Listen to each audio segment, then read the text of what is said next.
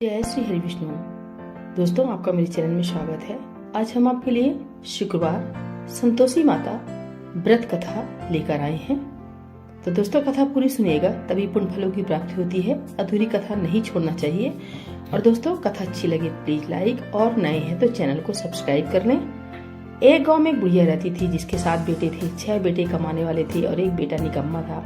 बुढ़िया माँ छाहो पुत्रों का जूठा 7वें पुत्र को देती। 7वां पुत्र एक दिन अपनी पत्नी से बोला, देखो मेरी माता का मुझ पर कितना प्रेम है। वह बोली, क्यों नहीं, सबका जूठा बचा हुआ तुमको खिलाती हैं।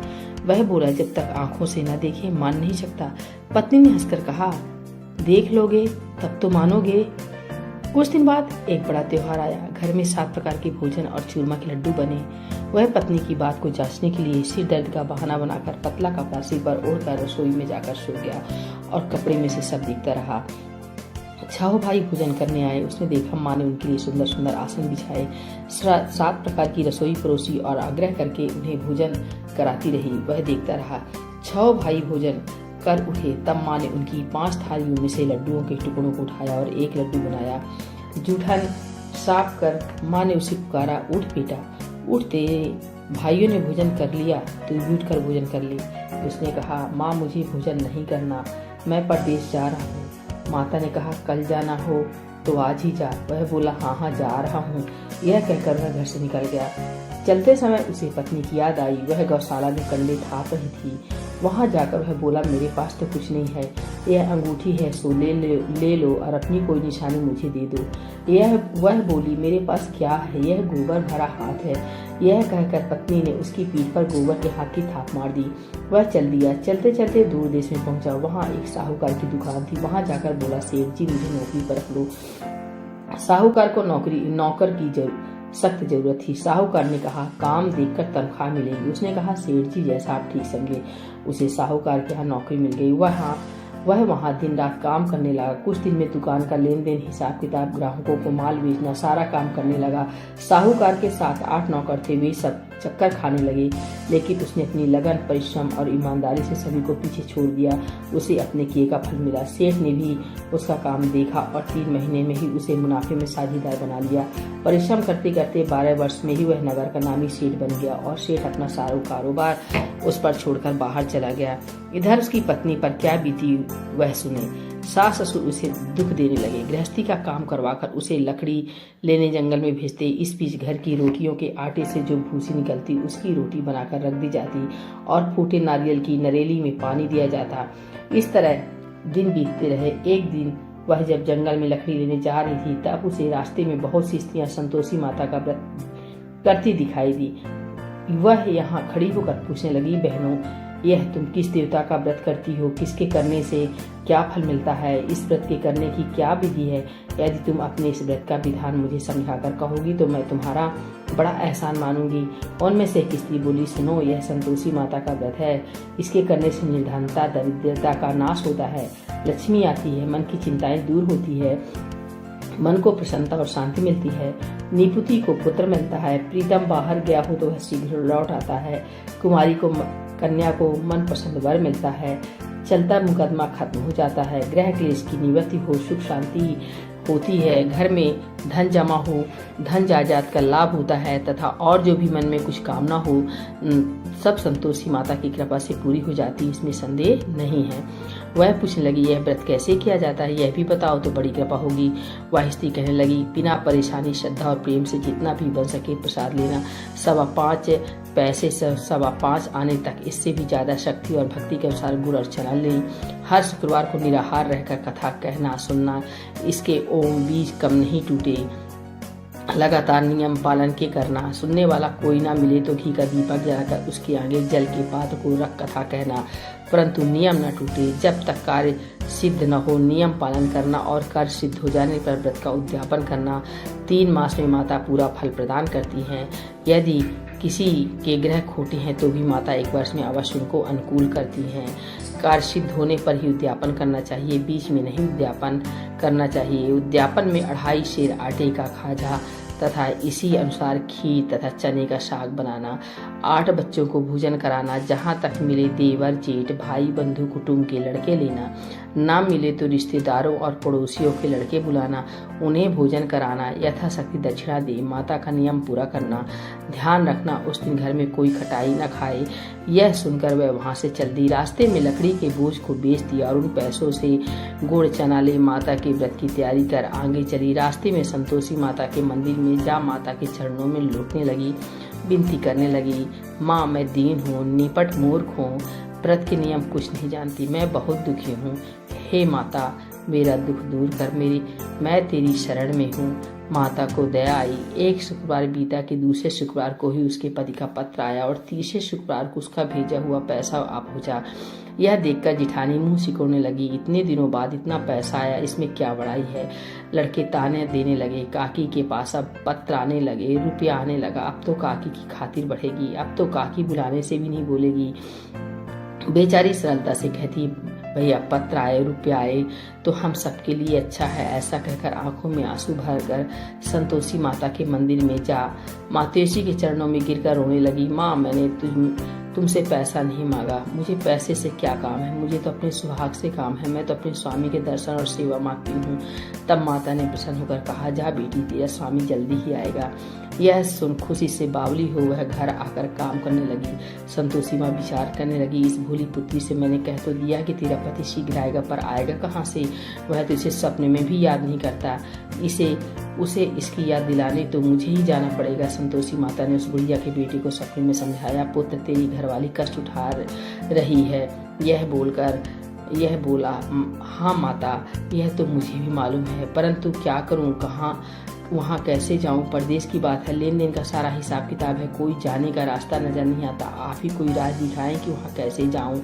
माँ कहने लगी, सवेरे नहा धोकर संतोषी माता का नाम ले, घी का दीपक जला, दंडवत कर और दुकान पर जा बैठना। देखते देखते तेरा लेन देन छुप जाएगा, जमा माल बिक जाएगा, सांझ होते होते धन का ढेर लग जाएगा। वह अगले दिन सुबह बहुत जल्दी उठा।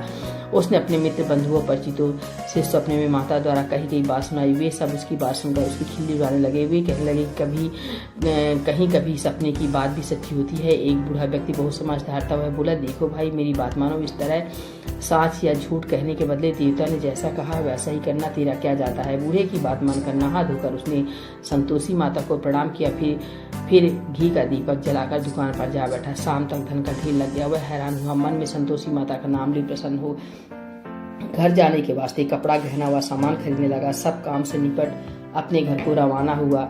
उधर उसको पत्नी जंगल में लकड़ी लेने गई। लौटते वक्त थक जाने के कारण संतोषी माता के मंदिर पर विश्राम करने बैठ गई। यह तो उसका रोज रुकने का स्थान था। धूल उड़ती देख उसने माता से पूछा, हे माता धूल कैसे उड़ रही है। माँ ने कहा, हे पुत्री तेरे पति आ रहा है, अब तू ऐसा कर, लकड़ियों के 3 बोझ बना, एक नदी के किनारे रख, दूसरा मेरे मंदिर पर और तीसरा अपने सिर पर रखकर तेरे पति को लकड़ी का गट्ठा देखकर मोह पैदा होगा, यह वहाँ रुकेगा, नाश्ता पानी बना खाकर माँ से मिलने जाएगा। तू लकड़ी का बोझ उठाकर जाना और बीच चौक में गड्ढा डालकर 3 आवाजें जोर से लगाना, ओ लो सासू जी लकड़ियों का गट्ठा लो, भूसी की रोटी दो, नारियल के खोपड़े में पानी दो, आज कौन मेहमान आया है। संतोषी माँ की बात सुनकर वह बहुत अच्छा माँ कहकर प्रसन्न मन से लकड़ियों के 3 बोझ बना लाई। एक नदी के तट पर, दूसरा माता के मंदिर पर रखा। इतने में ही मुसाफिर वहाँ आ पहुंचा। सूखी लकड़ी देख उसको इच्छा हुई कि अब यही विश्राम कर ले और भोजन बनाकर खा पीकर गाँव चले। इस प्रकार भोजन कर विश्राम कर वह अपने गांव में आ गया। उसी समय बहुत सिर पर लकड़ी का गट्ठा लिए आई। उसने गट्ठा को आंगन में डाल जोर से 3 आवाजें दी, लो सासू जी लकड़ी का गट्ठा लो, भूसी की रोटी दो, नारियल के खोपर में पानी दो, आज कौन मेहमान आया है। यह सुनकर सास ने अपने दिए हुए कष्टों को भुलाने के लिए कहा, बहू तू ऐसा क्यों कहती है, तेरा मालिक ही तो आया है, बैठ मीठा भात खाकर कपड़े गहने पहन। पत्नी की आवाज़ सुनकर उसका स्वामी बाहर आया और उसके हाथ में पहनी अंगूठी देख व्याकुल हो गया। उसने माँ से पूछा, माया कौन है। माँ बोली, बेटा तेरी पत्नी है, आज 12 वर्ष हो गए हैं जब से तू गया, तब से सारे गाँव में जानवर की तरह भटकती फिरती है, काम काज कुछ नहीं करती, 4 समय आकर खा जाती है। अब मुझे देखकर भूसी की रोटी और नारियल के खोपरे में पानी मांगती हुआ है। बोला, माँ मैंने इसे भी देखा है और तुम्हें भी, मुझे दूसरे घर की चाबी दो, मैं उसमें रहूंगा। ठीक है बेटा, जैसी तेरी मर्जी, कहकर माँ ने चाबी का गुच्छा बेटी के सामने रख दिया। उसने दूसरे घर को खोलकर सारा सामान जमाया। एक ही दिन में वह राजा के महल जैसा ठाट बाट बन गया। अब क्या था, वह सुख भोगने लगी। अगला शुक्रवार उसने पति से कहा, मुझे संतोषी माता को उद्यापन करना है। पति बोला, बहुत अच्छा है, खुशी से कर लो। वह उद्यापन की तैयारी करने लगी। जेठ के लड़कों को भोजन के लिए कहने गई। उन्होंने मंजूर किया, परंतु पीछे से जेठानी ने अपने बच्चों को सिखला दिया, देखो रे, भोजन के समय सब लोग खटाई मांगना जिससे उसका उद्यापन पूरा न हो। लड़के भोजन करने आए, खीर पेट भर कर खाई, परंतु बात याद आती कहने लगे, हमें कुछ खटाई खाने को दो, खीर खाना हमें भात नहीं है, देख अरुचि होती है। लड़के उठ खड़े हुए, बोले, पैसा लाओ। भोली बहू कुछ जानती न थी, उसने उन्हें पैसे दे दिए। लड़कों ने बाजार जाकर उन पैसों से इमली खरीदी और खाई। यह देखकर बहू पर माता जी ने कोप किया। राजा के दूत उसके पद को पकड़ कर ले गए। अब सब मालूम हो जाएगा जब जेल की रोटी खाएगा। बहू से वचन सहन नहीं हुए। वह संतोषी माता के मंदिर में गई और कहने लगी, माता तुमने क्या किया? हंस आकर क्यों रुलाने लगी? माता बोली, पुत्र तूने मेरा व्रत भंग किया है, इतनी जल्दी सब बातें भुला दी। वह बोली, माता भूली तो नहीं हूं, ना कुछ अपराध किया है, मुझको तो लड़कों ने भूल डाल दिया, मुझे क्षमा करो माँ। माँ बोली, ऐसी भूल भी कहीं होती है? वह बोली, अब कोई भूल नहीं होगी, अब बताओ मेरे पति कैसे आएंगे? माँ बोली, पुत्री जा, तेरा पति तुझे रास्ते में ही आता मिलेगा। वह मंदिर से निकलकर बाहर आई तो रास्ते में से अपना पति आता हुआ मिला। उसने पूछा, कहाँ गए थे? वह बोला, इतना धन जो कमाया है उसका कर राजा ने मांगा तो वह भरने गया था। वह प्रसन्न होकर बोली, भला हुआ, आप घर चलो। फिर अगला शुक्रवार आया। वह बोली, मुझे माता को उद्यापन करना है। पत्नी कहा, ठीक है, करो। वह फिर जेठ के लड़कों से भोजन को कहने गई। जेठानी ने लड़कों को सिखा दिया कि तुम पहले ही खटाई मांगना। लड़के भोजन करने बैठे, लेकिन भोजन करने से पहले ही कहने लगे, हमें खीर पूरी नहीं भाती, जी बिगड़ता है, कुछ खटाई खाने को दो। वह बोली, खटाई खाने को नहीं मिलेगी, खाना हो तो खाओ। उनके उठकर चले जाने पर उसने ब्राह्मणों के लड़के बुलाकर भोजन करवाया। दक्षिणा की जगह उन्हें एक एक फल दिया। इससे संतोषी माता प्रसन्न हो गई। माता की कृपा से 9 माह बाद उसको चंद्रमा के समान एक सुंदर पुत्र प्राप्त हुआ। पुत्र को लेकर वह प्रतिदिन संतोषी माता के मंदिर में जाने लगी। माँ ने सोचा कि रोज आती है, आज क्यों ना मैं ही इसके घर चलूं, इसका आशा देखूं तो सही। यह है विचार कर माता ने भयानक रूप बनाया। गुड़ और चने से सना मुख, ऊपर से मुंड के समान होंठ, उस पर मक्खियां भिनभिना रही थी। दहलीज में पैर रखते उसकी सांस चिल्लाई, देखो रे, कोई चुड़ैल डाकिनी चली आ रही है, लड़कों इसे भगाओ नहीं तो सबको खा जाएगी। बहू रोशन्ना से देख रही थी। वह प्रसन्न हो उठी, आज मेरी माता मेरे घर आई हैं। यह कहकर दूध पीते बच्चे को गोद उतार दिया। इस पर उसको सास क्रोध में भरकर बोली, अरे राण, इसे देखकर कैसी उतावली हुई है जो बच्चे को पटक दिया। इतने में माँ के प्रताप से जहाँ देखो वहाँ लड़के नजर आने लगे। वह बोली, माँ जी, मैं जिनका व्रत करती हूँ यह वही संतोषी माता है। इतना कह उसने झट से घर के सारे किवाड़ खोल दिए। सबने माता के चरण पकड़ लिए और विनती करने लगी, हे माता, हम मूर्ख या अज्ञानी हैं, तुम्हारे व्रत की विधि हम नहीं जानते, तुम्हारा व्रत भंग कर हमने बड़ा अपराध किया है। हे माता, आप हमारे अपराधों को क्षमा करो। इस प्रकार बार बार कहने पर संतोषी माता प्रसन्न हुई। इसके बाद उसकी सास कहने लगी, हे संतोषी माता, आपने बहू को जैसा फल दिया वैसा सबको देना। जो है कथा सुने या पढ़े उसका मनोरथ पूर्ण करना। बोलिए संतोषी माता की जय।